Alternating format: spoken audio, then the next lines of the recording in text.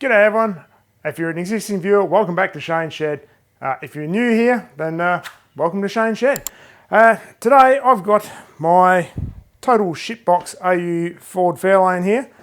This is for an autocross, well, hopefully an autocross if I actually make it to one this by summer season. I was aiming for the first one yesterday, and as you can see, I didn't start any of it, so maybe I can get to the next one in February, so I don't know.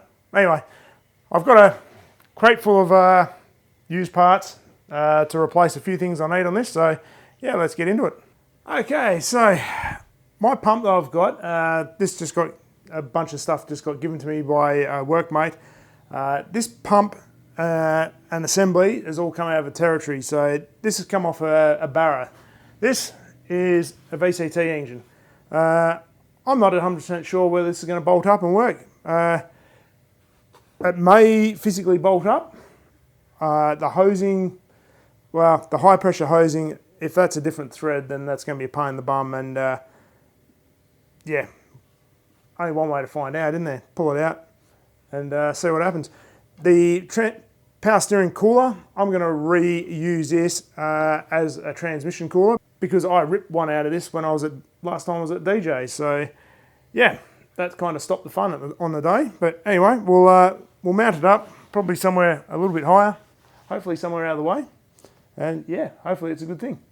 Well, the high pressure line sort of fits. I mean, the Barra one comes out from the bottom, whereas the VCT one comes out from the back. So the hard pipe is kind of at the wrong angle. But I don't know, we'll see if we can make it work. So I guess the next challenge is, does this actually bolt up? I don't know. Let's find out. I think the answer to that question is going to be a resounding no. And the pulley is not going to line up either. Yeah, the pulley is definitely way out of alignment, which is not ideal. So yeah, that is not going to work, unfortunately. Bugger. Well, I may not have had much luck with the power steering pump, but turning that power steering cooler from the territory into an oil cooler, a trans cooler for this Fairlane wasn't too hard really. Just had some factory riveted brackets on the either end. Got rid of those and just made up a quick spacer either side. Now I did get rid of the AC condenser as well, so that's kind of made a bit more space at the front here.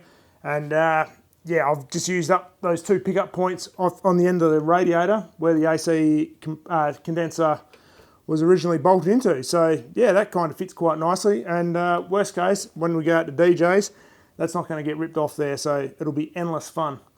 I am going to neaten sort of this wiring up a bit and probably just re-cable tie it back to the inside of the crash bar just so stuff is not floating around.